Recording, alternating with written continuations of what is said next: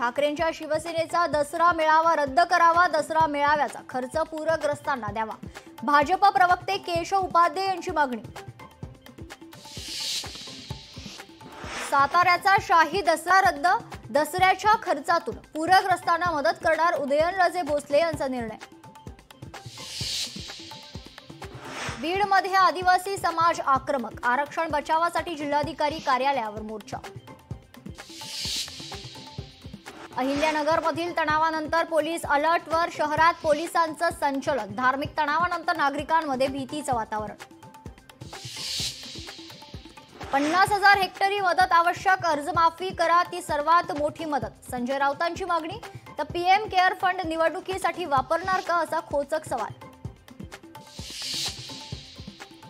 सिद्धिविनायक मंदिर न्यासाकडून पूरग्रस्तांना मदत, सिद्धिविनायक मंदिर न्यासाकडून 10 कोटींची मदत जाहीर, मुख्यमंत्री सहायता निधीमध्ये मदत देण्याची घोषणा।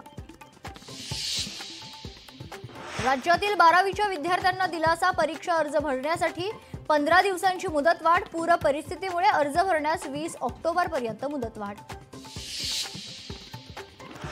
हात न मिळवणं ही फक्त नौटंकी, सामना खेळवायलाच नको होता,